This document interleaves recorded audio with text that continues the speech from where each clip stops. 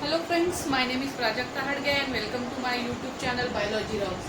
देखिए, इसके पहले अपन ने क्रोमोसोमल बेसिस ऑफ इनहेरिटेंस का पार्ट 1 देखा था। आज देखते हैं क्रोमोसोमल बेसिस ऑफ इनहेरिटेंस का पार्ट 2, जिसमें हम पढ़ने वाले about linkage, it's type, crossing over, Morgan experiment, sex link inheritance. इसके पहले वाले पार्ट में अपन ने देखा था कि क्रोमोसोम क्या है, कहाँ पे प्रेजेंट रहता है, उसका स्ट्रक्चर कैसा है, फंक्शन क्या है, ठीक है, वो कैसे काम करते हैं। अब देखेंगे कि क्रोमोसोम अगर जीन में प्रेजेंट है, ठीक है, क्रोमोसोम प्रेजेंट है तो क्रोमोसोम ट्रांसफर कैसे होते हैं। Parental generation to offspring generation अपन कहते हैं कि इनहेरिटेंस होता है, मतलब कैरेक्टर ट्रांसफर होते हैं। But how they are transfer, है ना, कैरेक्टर ट्रांसफर कैसे हो रहे हैं, कैरेक्टर जा रहे हैं तो फिर कैसे लिंकेज कैसे हो रहा है, या इनहेरिटेंस कैसे जा रहे हैं, कौन से सेम कैरेक्टर जा रहे हैं, डिफरेंट कैरेक्टर कैसे जा रहे हैं। सो it is all about the linkage, ठीक है। सो देखो, लिंकेज मतलब क्या होता है, तो chromosome are present on the DNA या सेल में अगर क्रोमोसोम प्रेजेंट है तो chromosome are the carrier of the heredity, ठीक है। तो क्रोमोसोम जो रहता है वो कैरियर रहता है हेरिडिटी का, मतलब इनहेरिटेंस जिसको अपन कहते हैं, ठीक। तो इनहेरिटेंस मतलब क्या होता है कि कैरेक्टर ट्रांसफर होता है from the parental generation to offspring generation, तो it is just because of the chromosome. So linkage मतलब क्या कि chromosome are present on the, so gene are present on the chromosome, ठीक। और दिस जीन आर लिंक, मतलब ये दो gene जो है ये अगर लिंक रहेंगे, साथ में प्रेजेंट है और साथ में ही ट्रांसमिटेड टू ऑफस्प्रिंग, मतलब parental generation to offspring generation अगर ट्रांसफर होंगे तो इनको कहेंगे लिंक जीन, ठीक। तो इनको कहेंगे link gene if the gene are present on the chromosome and they have an ability to transmit it from the parental generation to offspring generation. These gene are called as the link gene. और ये जो पूरा phenomenon रहेगा, मतलब tendency of two or more gene are present on the chromosome and they are inherited from the parental generation to the offspring generation. This is called as the linkage. मतलब क्या कि अगर क्रोमोसोम पे बहुत सारे gene present है, उसमें से कुछ जीन अगर लिंक है, साथ में प्रेजेंट है, और साथ में ही parental generation to offspring generation अगर वो ट्रांसमिटेड हो रहे हैं तो उनको कहेंगे link gene.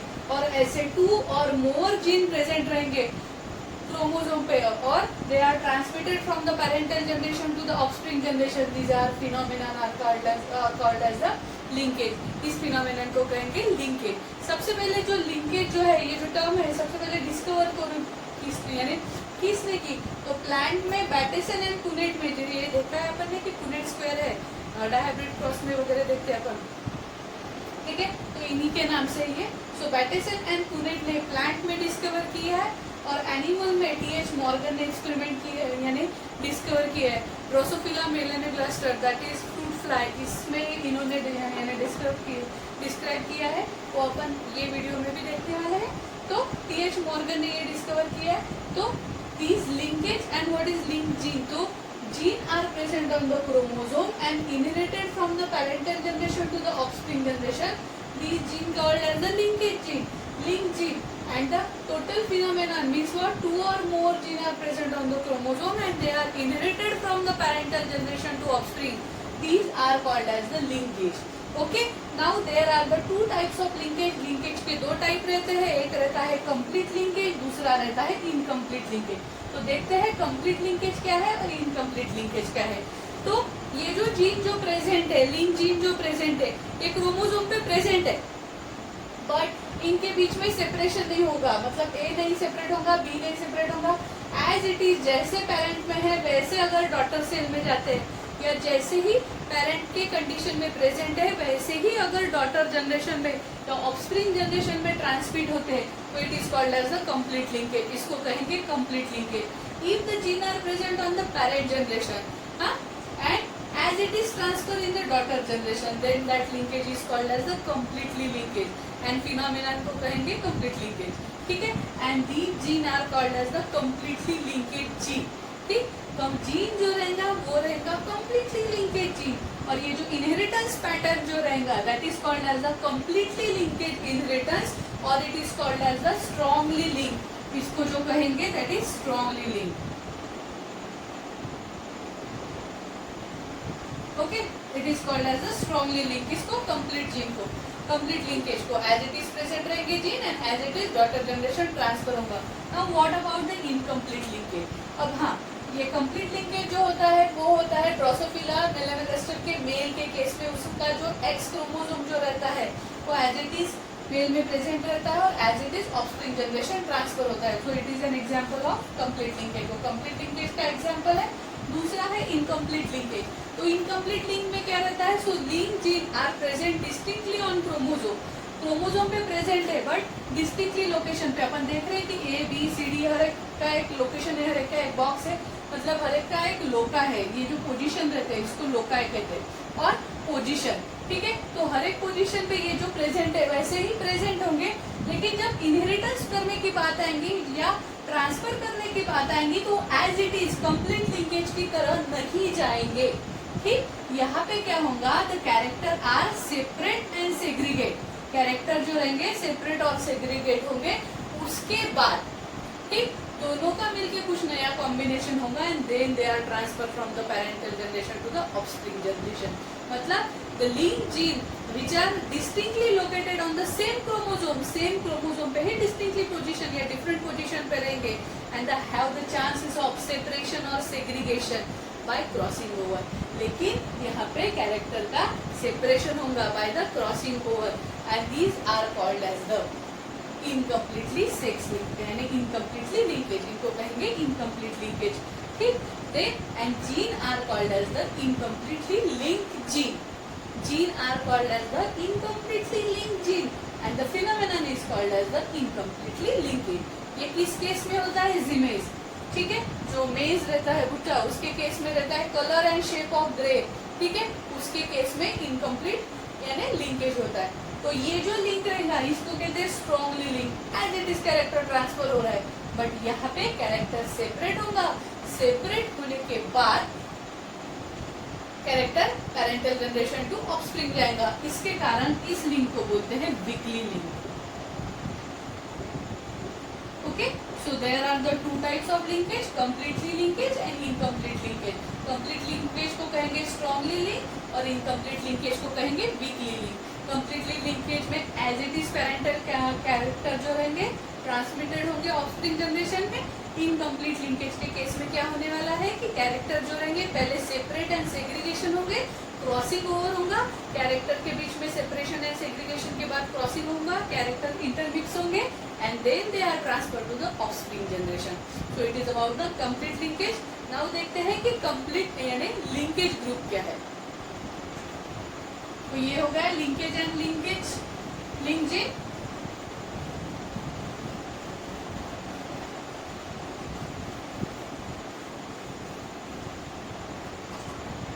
Now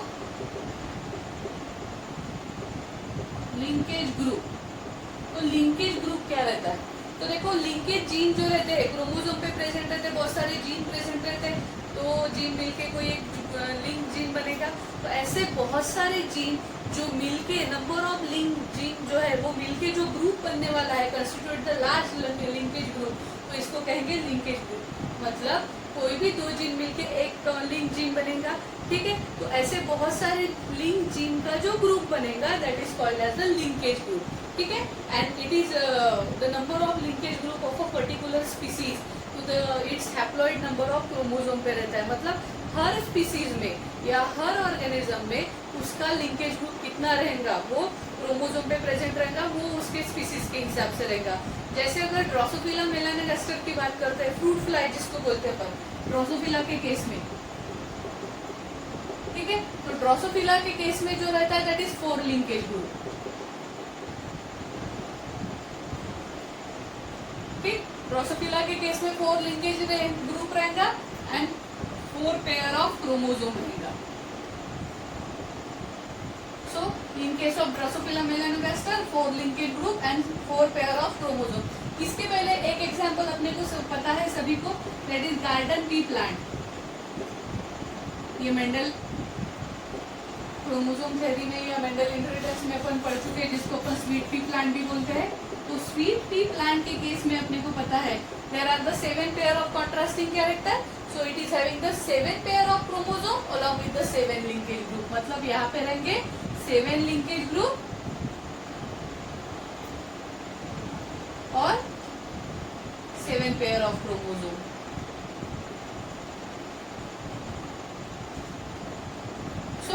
linkage group मतलब क्या रहेगा कि नंबर ऑफ लिंकेज ग्रुप जो रहेगा यानी उस पर्टिकुलर स्पीसीज में कितने haploid number of chromosome present है वो रहेगा नंबर ऑफ लिंकेज ग्रुप। ठीक है, तो ड्रोसोफिला के केस में 4 पेयर ऑफ क्रोमोसोम है मतलब 4 लिंकेज हुए।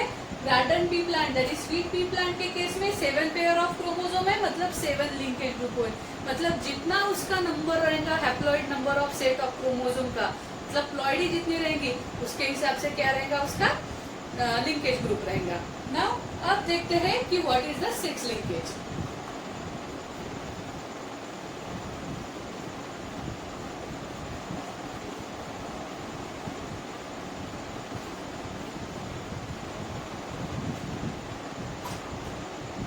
Now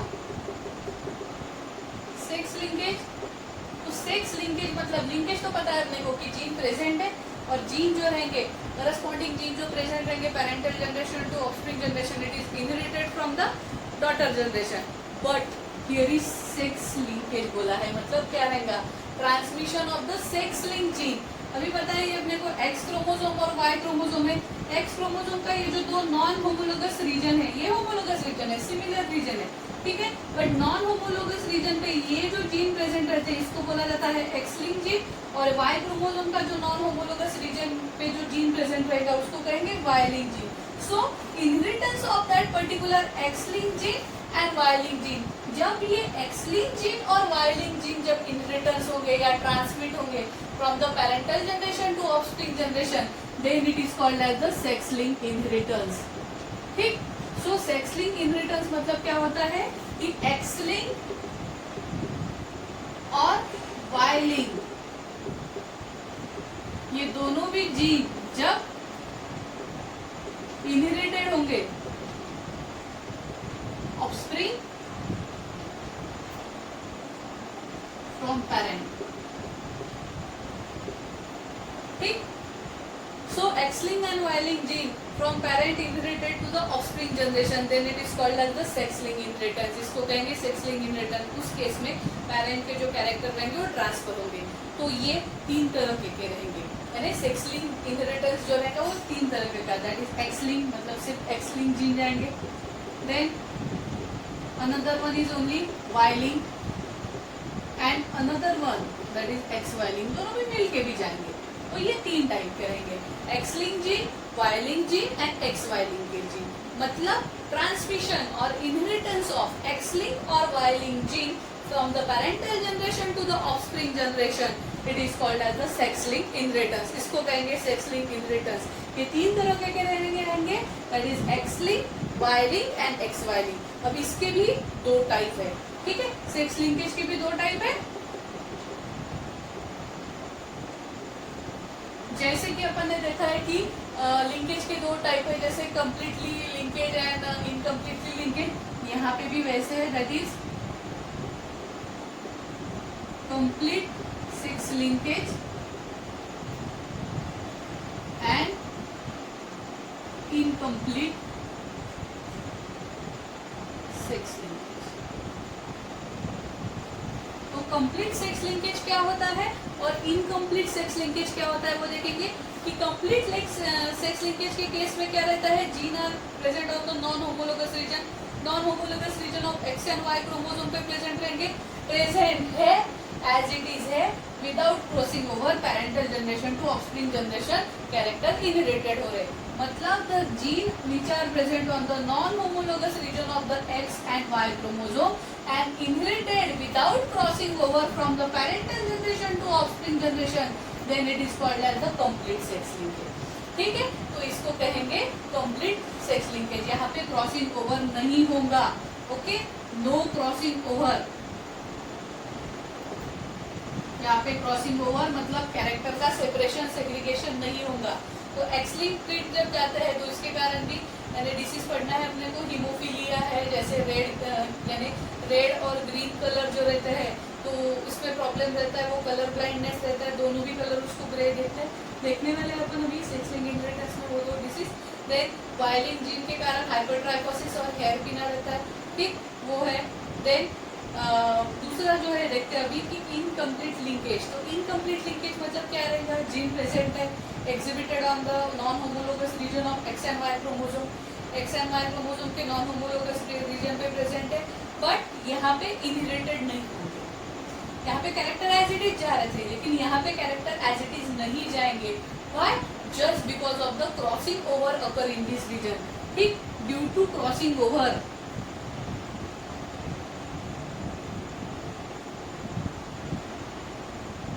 Characters are not inherited. ठीक, यहाँ पे इनकम्प्लीट सेक्स लिंकेज बोला है, मतलब यहाँ पे कैरेक्टर प्रेजेंट है और non homologous of non homologous region of the X and Y chromosome, X link and Y link दोनों जीन प्रेजेंट है, but as it is present होने के बावजूद भी यहाँ पे कैरेक्टर नहीं जा सकते. क्यों?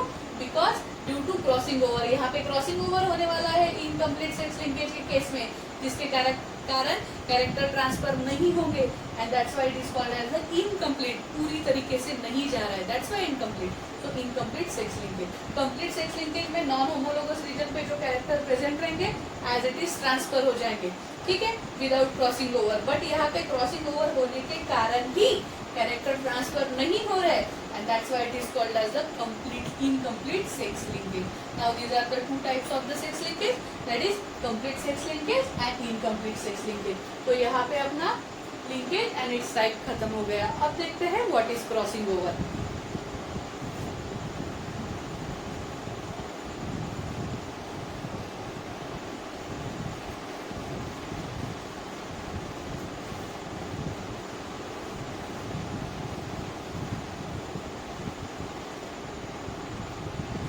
Now what is crossing over? अब क्रॉसिंग ओवर मतलब क्या आते हैं? तो क्रॉसिंग ओवर मतलब it is a process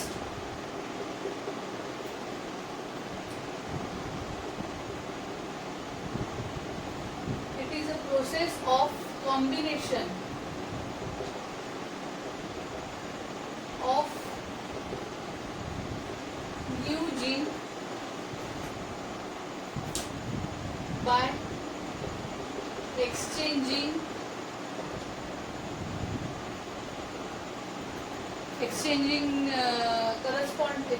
the correspond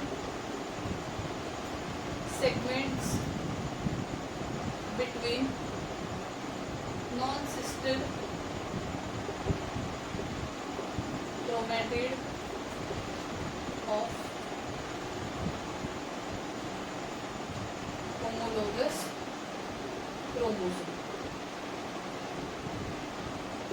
ठीक, तो ये प्रोसेस है जहाँ पे न्यू कॉम्बिनेशन ऑफ कैरेक्टर बनाया जाएगा, लेकिन कैसे?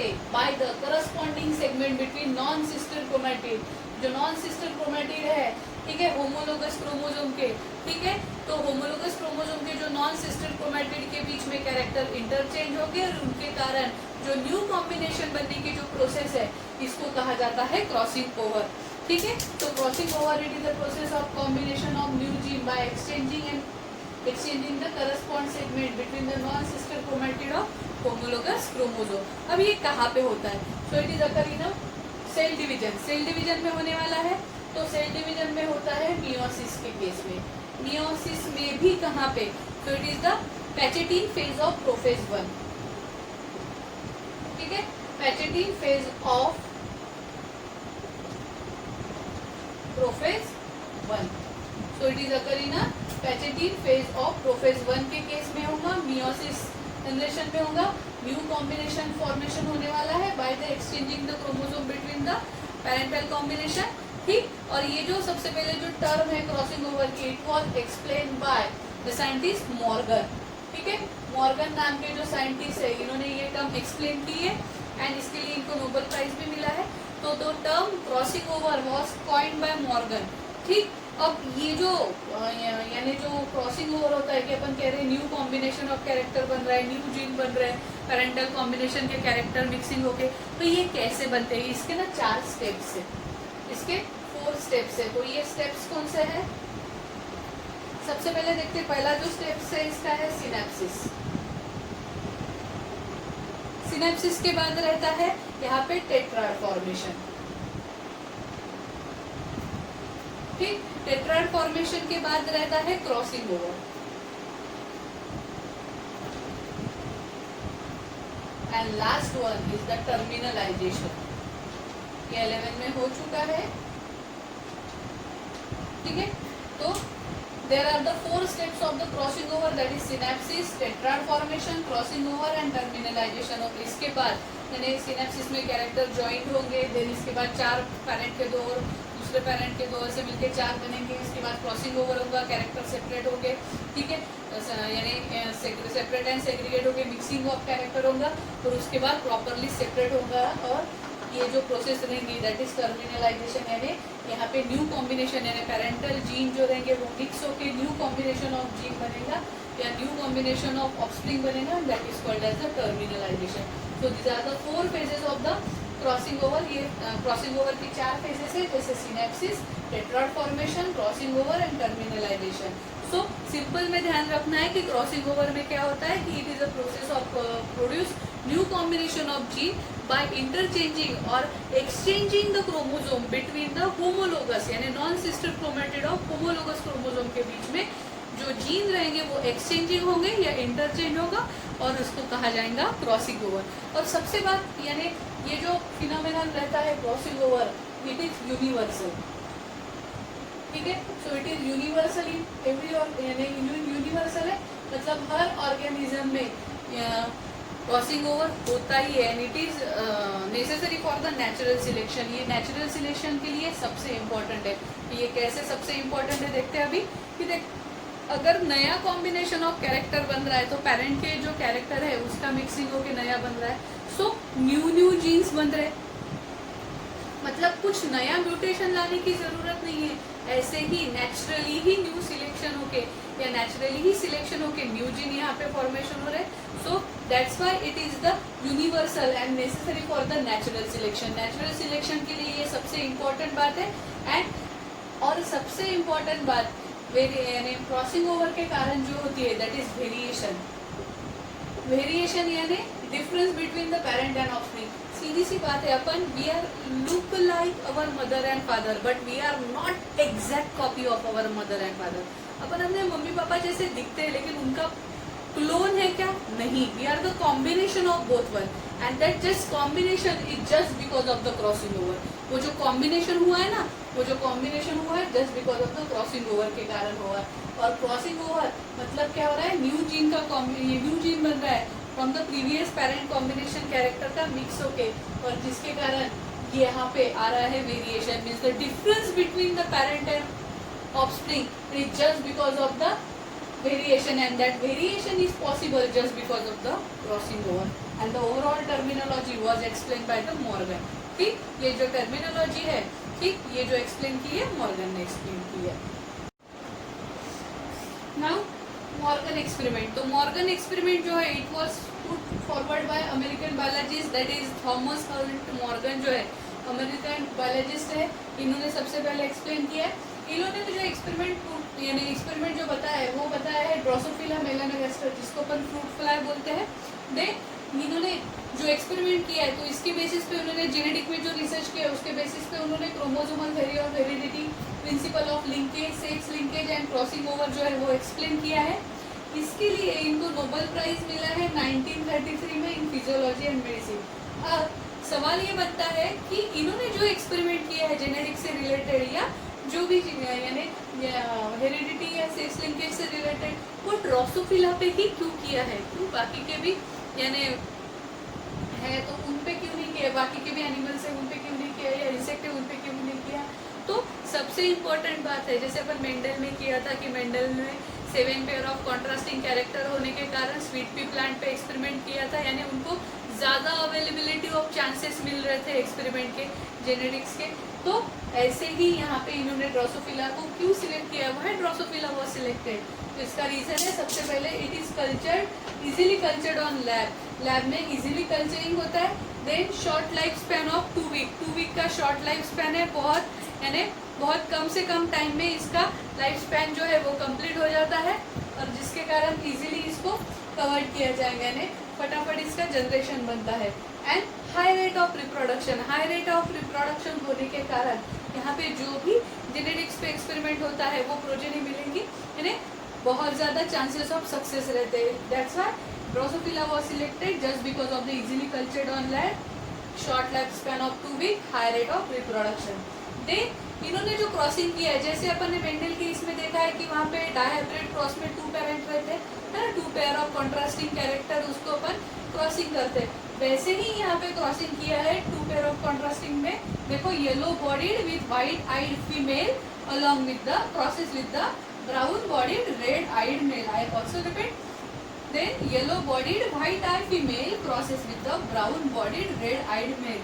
बट यहाँ पे जब क्रॉसिड किया तो इन्होंने यानी F1 यानी इनका जो इंटरचेंज होने के बाद जो F1 प्रोजेनी है उसको इंटरचेंज किया. F1 प्रोजेनी के बाद आएगा F2 जनरेशन. F1 प्रोजेनी के बाद separation and selfing of gamete होगा, उसके बाद F2 जनरेशन. बट यहाँ पे जब इन्होंने ऑब्जर्व किया तो जीन जो थे वो सेपरेट एंड सेग्रीगेट हो गए एक दूसरे से.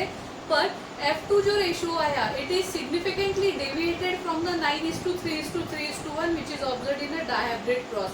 यानी डायहाइब्रिड क्रॉस में अपने को जो रेशियो मिलता है दैट इज 9:3:3:1. इससे ये पूरा डेविएटेड है, इससे ये डिफरेंस है. तो ये डिफरेंस क्यों हुआ? तो मॉर्गन और उनके जो ग्रुप है उनको पता चला कि जीन एक्स क्रोमोसोम पे प्रेजेंट है. But when 2 gene in a dihybrid cross जब सेम क्रोमोसोम पे जब प्रेजेंट रहते हैं तो प्रोपोर्शन ऑफ पेरेंटल कॉम्बिनेशन जो रहता है वो हाइयर रहता है इन यानी हाइयर मच हाइयर जो रहता है then the non parental type. यानी एक्स क्रोमोसोम पे जो कैरेक्टर प्रेजेंट रहेंगे पेरेंट के केस में, वो जब ऑफस्प्रिंग के केस में रहेगा तो उसका जो रेशियो रहेगा, प्रोपोर्शन जो रहेगा, उसका कॉम्बिनेशन ऑफ कैरेक्टर जो रहता है तो हाई रहता है. जिसके कारण जो फिजिकल एसोसिएशन रहता है लिंक जीन के बीच में या लिंक जीन जो प्रेजेंट रहेंगे क्रोमोसोम के उसके बीच में जो फिजिकल एसोसिएशन रहेगा तो ये फिजिकल एसोसिएशन के रहेगा 2 जीन के बीच में, जिसके कारण यहाँ पे gene are group on the same chromosome. Same chromosome पे जो जीन जो रहेंगे वो ग्रुप हो जाएंगे और ग्रुप होने के कारण जब स्ट्रांगली लिंक जीन जब रहेंगे, मतलब स्ट्रांगली लिंक जब रहेंगे बहुत ज़्यादा स्ट्रांगली एक दूसरे के साथ कंबाइन होंगे यानी कम्प्लीटली लिंकेज जब रहेगा तब तो उसमें ना वेरी फ्यू कॉम्बिनेशन मिलेंगे. जैसे इनको रिजल्ट मिला है तो स्ट्रांगली लिंक के केस में अपन देखते भी यहाँ पे कि रिजल्ट क्या मिला है इनको.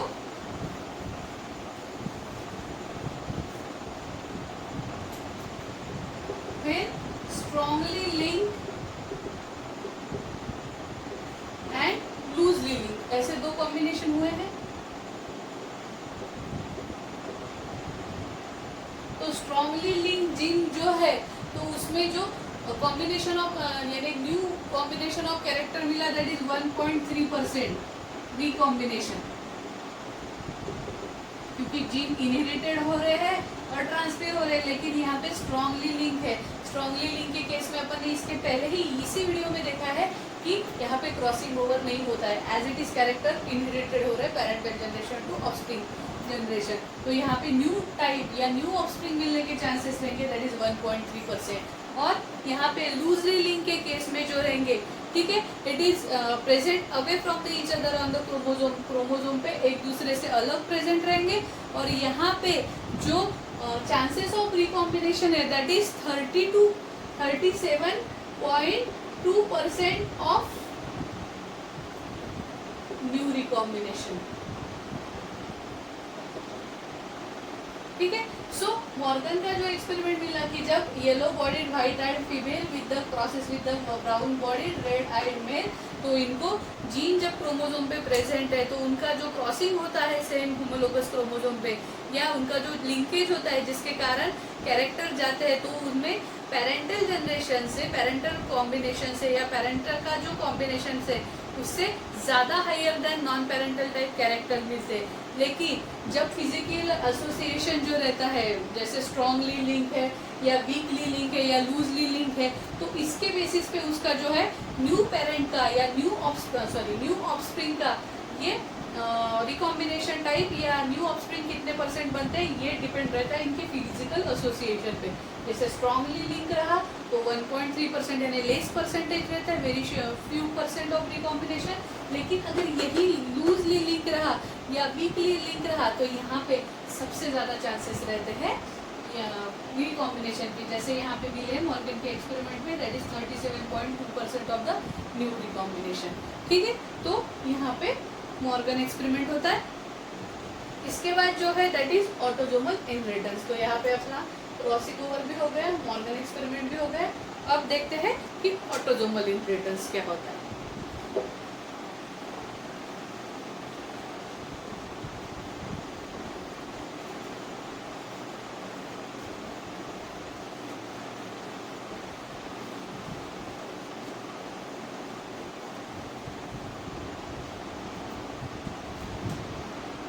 So, autosomal inheritance.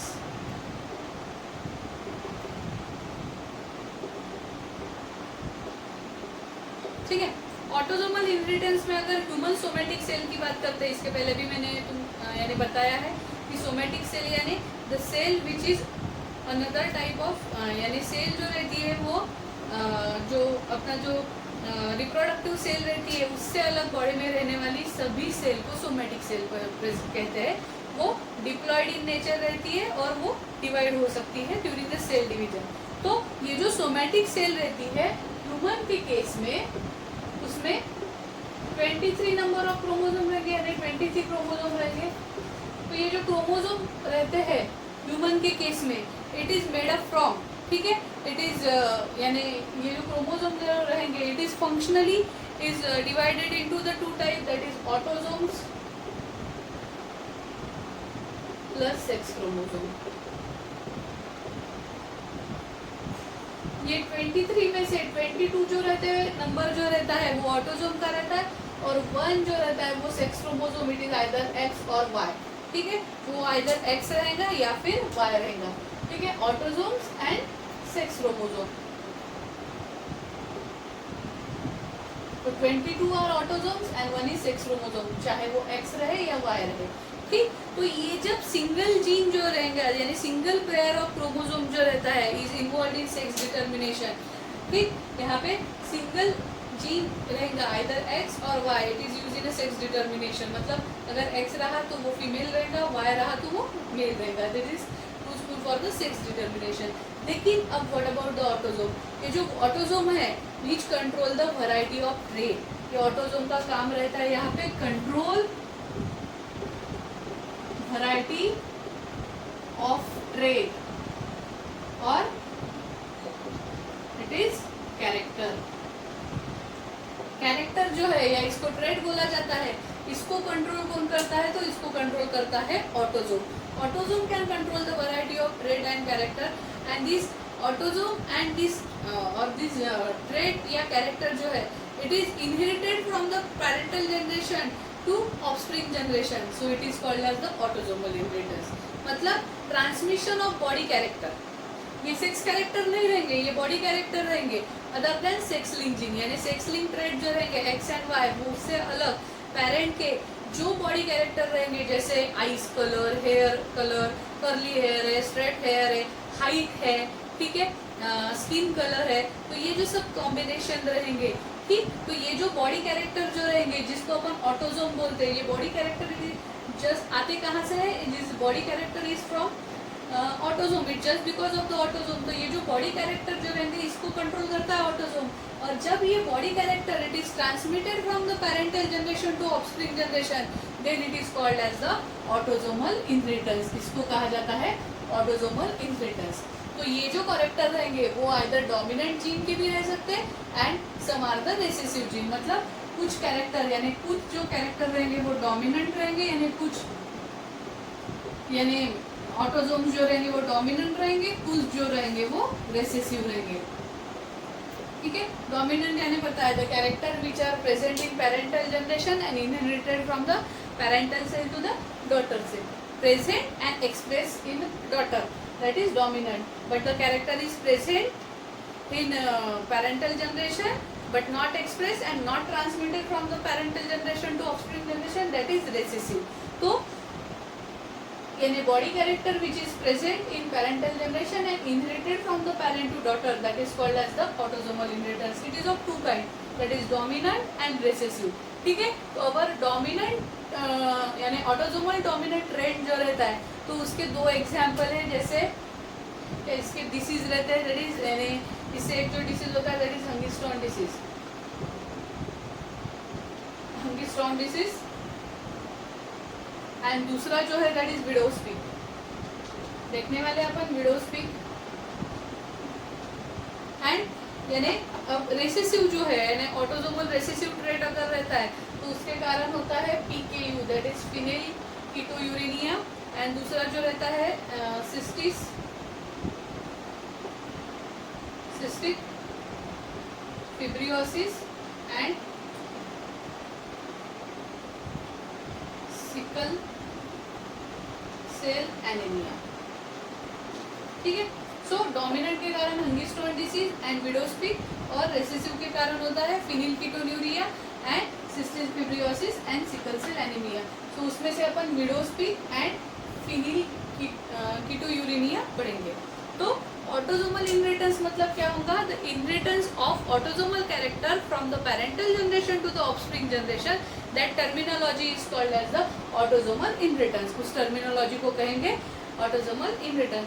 इन शॉर्ट में body character from the parental generation to offspring generation through autosomal inheritance. ठीक, वो दो तरीके का रह सकता है, एक तो डोमिनेंट रहेगा या तो रेसेसिव रहेगा।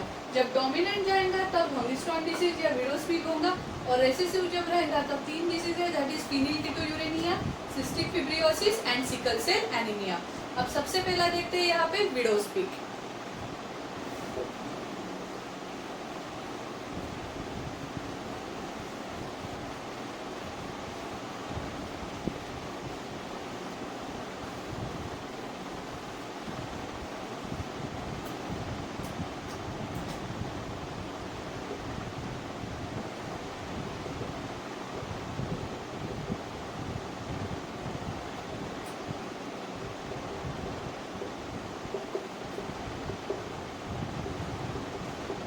विडोज पीक क्या है?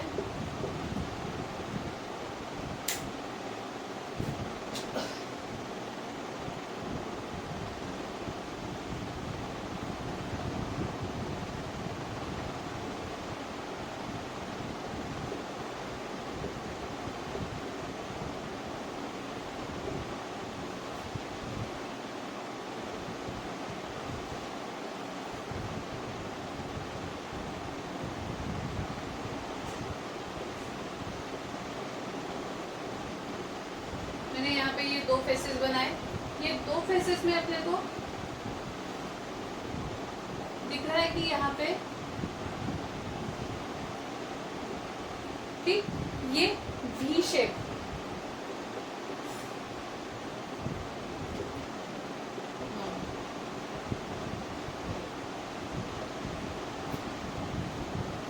तो विडोज पीक के केस में ऐसे अगर प्रोमिनेंट V शेप अगर हेयर लाइन आता है, मतलब बीच में यहाँ पे ठीक है जॉइंट होगा, दो हेयर लाइन का बीच का मिडल का पार्ट रहेगा, V शेप हेयर लाइन अगर रहता है दो पार्ट का यहाँ पे बीच में, ठीक है, that is prominent V shape hair line अगर रहता है, so it is called as the widow's peak. इसको विडोज पीक कहा जाएगा। ठीक, इट इज फोरहेड पे रहता है, it is describe as the widow's peak, और ये जो डिटरमाइन होता है it is dominant autosomal inheritance के कारण। डोमिनेंट ऑटोसोमल कैरेक्टर जो है वो पेरेंटल या जीन जो है वो अगर पेरेंटल जनरेशन से ऑफस्प्रिंग जनरेशन में गए, यानी पेरेंट में भी ऐसे वी शेप हेयर लाइन है, डोमिनेंट है पेरेंट के केस में ये जीन, तो एग्जैक्टली उनके सन और डॉटर में जाएगा। ठीक है, सो ऐसे वी शेप हेयर लाइन रहेंगी उनकी, ठीक, वी शेप ऐसे बीच में से वी शेप हेयर लाइन रहेंगी। तो यहाँ पे जो होमोजाइगस डोमिनेंट यानी जो जीन रहता है दैट इज कैपिटल W, ये डोमिनेंट रहता है।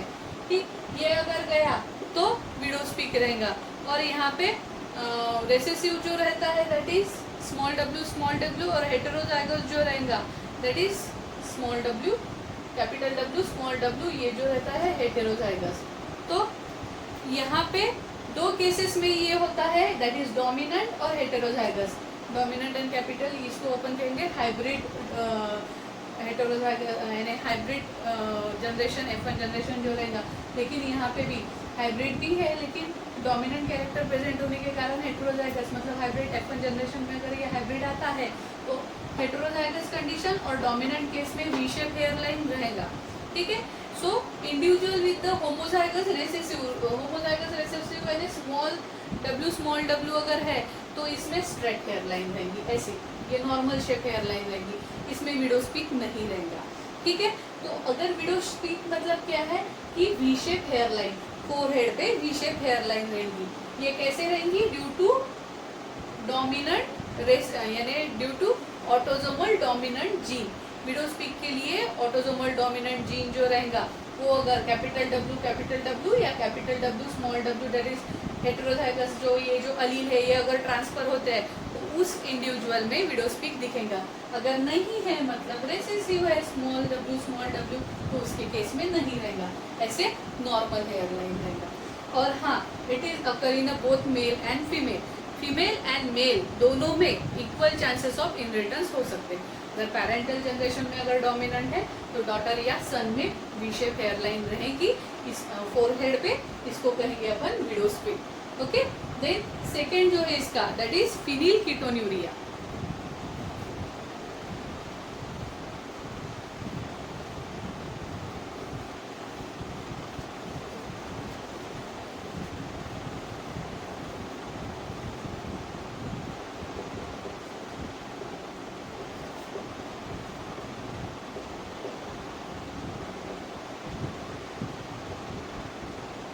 फिनिलकीटोन्यूरिया या PKU ये क्या है? It is the inborn metabolic disorder. ये जो है इट इज इनबॉर्न, जन्म से ही रहता है। It is inborn metabolic disorder due to recessive autosomal gene.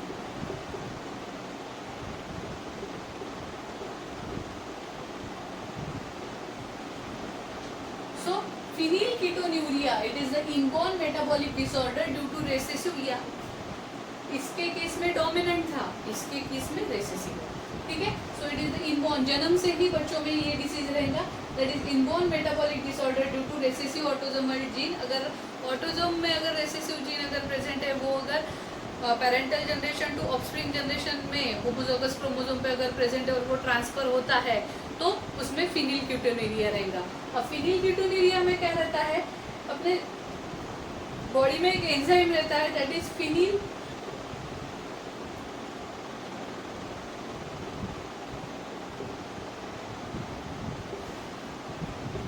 फिनिलमाइन hydroxylase enzyme. Phenylalanine hydroxylase ये एंजाइम में जो रहेगा, ये अगर एंजाइम प्रेजेंट रहता है तो ये क्या करता है, अमाइनो एसिड अपनी बॉडी में अपने को पता है 20 अमाइनो एसिड रहते हैं, बट हाल ही में 2 अमाइनो एसिड डिस्कवर हुए। So there are the 22 amino acid but 21 and 22 both are the nonsense codon, इसीलिए only just 20 are in a functional. तो amino acid are the building block of protein, ठीक। तो protein बनाने के लिए amino acid important रहते हैं, उसमें से ही एक अमाइनो एसिड है दैट इज फिनिलएलेनिन। ये फिनिलएलेनिन का कन्वर्शन होता है टायरोसिन में, ठीक। तो फिनिलएलेनिन का कन्वर्शन जब टायरोसिन में होता है तो उसको कन्वर्शन करने का काम जो रहता है it is just because of the phenylalanine hydroxylase enzyme. मतलब फिनिलएलेनिन का कन्वर्शन होगा टायरोसिन में just because of the phenylalanine hydroxylase enzyme. लेकिन अगर ये एंजाइम यहाँ पे नहीं रहता है, मतलब फिनिलएलेनिन हाइड्रोक्सिलेज एंजाइम अगर नहीं रहता है तो ये या फिनिलएलेनिन एंजाइम जो हाइड्रोक्सिलेज जो रहता है तो फिनिलएलेनिन और उसके जो बहुत सारे डेरिवेटिव फॉर्म रहते हैं या उसके बहुत सारे कंबाइंड फॉर्म रहता है, इसको कन्वर्ट करता है ये टायरोसिन में। लेकिन अगर ये नहीं है, ठीक, मतलब फिनिलएलेनिन हाइड्रोक्सिलेज एंजाइम फिनिलकीटोन्यूरिया के कारण अगर नहीं रहता है तो फिनिलएलेनिन का कन्वर्शन टायरोसिन में नहीं होता है, और अगर ये टायरोसिन में कन्वर्ट नहीं होगा तो फिनिलएलेनिन और उसके जो डेरिवेटिव है वो अपने ब्लड एंड सीएसएफ में, blood and CSF that is cerebrospinal fluid जो ब्रेन में प्रेजेंट है, तो यहाँ पे अक्यूमुलेट हो जाएंगे और यहाँ पे अक्यूमुलेट होने के कारण it affect on development of brain, ठीक। ये डेवलपमेंट ऑफ ब्रेन पे अफेक्ट करेगा। It affect on development of brain, और ब्रेन पे अगर ये अफेक्ट करता है तो जिसके कारण जो मेन प्रॉब्लम होता है दैट इज मेंटल रिटार्डनेस।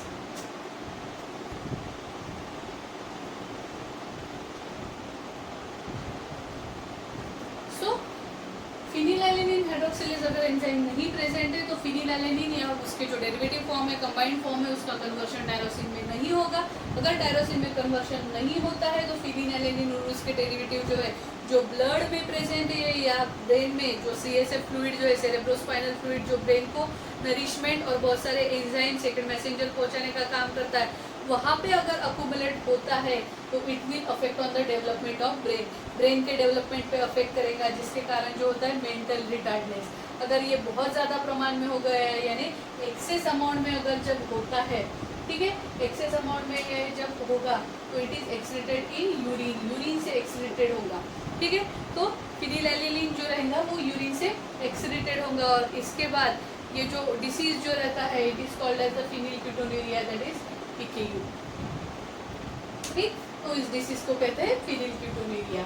सो अगर यहाँ पे फिनिलकीटोनुरिया के बारे में एक बार फिर से देखते हैं कि इनबोर्न मेटाबॉलिक डिसीज है या डिसऑर्डर है, जन्म से ही रहता है due to recessive autosomal gene. Recessive autosomal gene अगर प्रेजेंट रहेगा तो क्या होगा, फिनिलैलेनिन हाइड्रोक्सिलेज एंजाइम नहीं बनेगा, फिनिलैलेनिन का कन्वर्शन टायरोसिन में नहीं होगा, फिनिलैलेनिन और उसके डेरिवेटिव ब्लड एंड CSF में प्रेजेंट रहेंगे, वहाँ पे अकुमुलेट होंगे और इसके कारण ब्रेन डेवलपमेंट नहीं होगा, जिसके कारण मेंटल रिटार्डेडनेस होगा। और अगर ये बहुत ज़्यादा प्रमाण में या एक्सेस अमाउंट में अगर रहते हैं तो यूरिन में अकुमुलेट होंगे या यूरिन से एक्सेस अमाउंट में एक्सक्रीटेड होते जाएंगे, और जिसके कारण जो डिसीज होता है दैट इज फिनिलकीटोनुरिया। तो आज की वीडियो में यहीं तक ही देखते हैं। इसके बाद वाला जो वीडियो रहेगा that is sex link inheritance, जिसमें अपन कलर ब्लाइंडनेस, देन हीमोफीलिया और sex determination pattern in human being, bird, then honey bee में कैसे रहता है वो देखेंगे, और बहुत सारे जो जेनेटिकल डिसऑर्डर है, ठीक, मेंडेलियन डिसऑर्डर तो है ये, और थैलेसीमिया वगैरह, और जेनेटिकल डिसऑर्डर जैसे Turner syndrome, Down syndrome, Klinefelter syndrome क्या है उसके बारे में देखेंगे। तो थर्ड वीडियो भी क्रोमोसोमल बेसिस ऑफ इनहेरिटेंस का थर्ड पार्ट भी आएगा, उसको देखिएगा। Thank you so much.